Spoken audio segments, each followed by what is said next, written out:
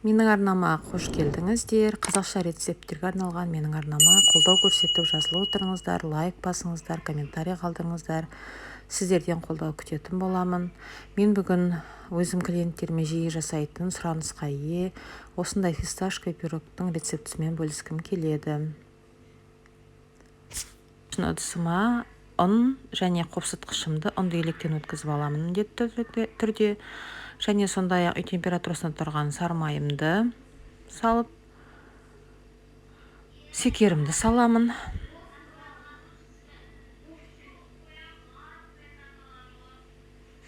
Және бір жұмыртқамды салып, әбден жақсылап тұрып араластырып, тестелейтін боламын.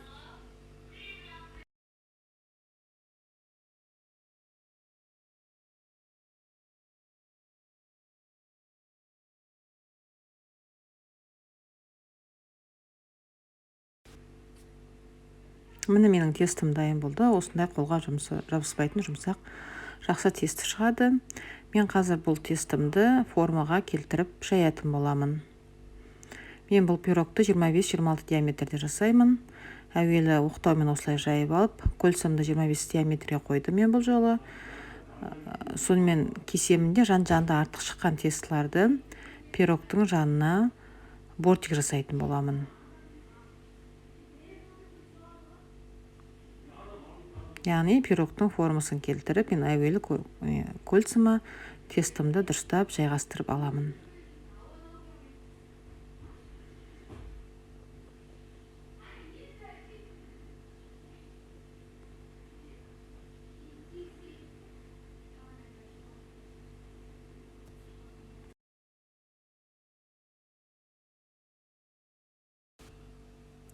Міне мен тестімді жайғастырып алдым, пирогтың формасына келтіріп, шанышқымен осылай кесіп шығамын. Пирогтың основасы дайын.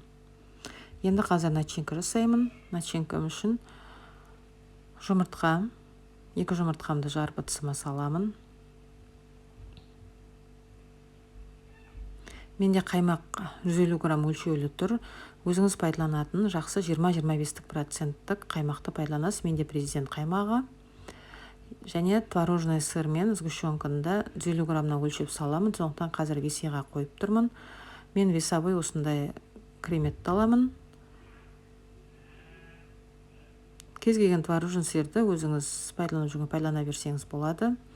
Және сгущенка менде 3 желания. Жалпы сгущенканы мен цельный сгущенкадан пайдаланамын.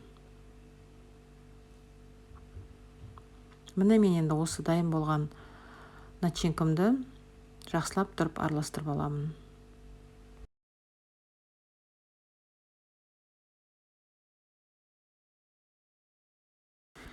Творожный сыр венчикпен дұрыс езілмейтін болғандықтан мен блендермен еземін. Міне менің фисташковый пастам. Менде итальянский фисташковый паста. Иісі прямо дейтін керемет шығып тұр, свежий, жақсы екен.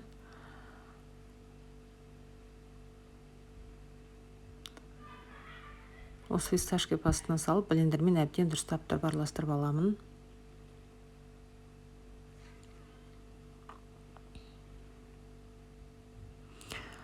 Кішкене түсі қанық болу үшін 1-2 тамшы ғана краситель қосамын, жасыл красительді қосамын, түсі қанықтау шығу үшін, себебі түсі ақшыл болып кетуі мүмкін тек фисташкадан өзімен.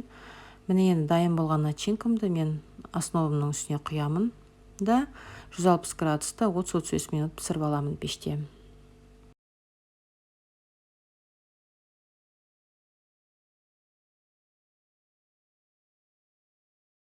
Менің пирогым шықты пештен. Өте әдемі, түсі қанық, иісі бұрқырап, өте тамаша болып шықты. Сіздер де жасап көріңіздер.